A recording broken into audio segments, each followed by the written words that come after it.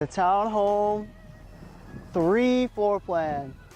This is 1,300 square feet, 3 bed, 3.5 bath. Come on with me.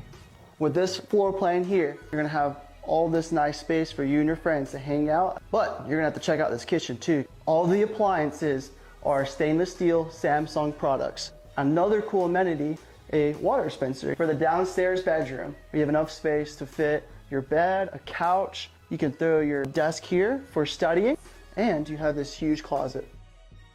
And then the last 2 bedrooms are up here.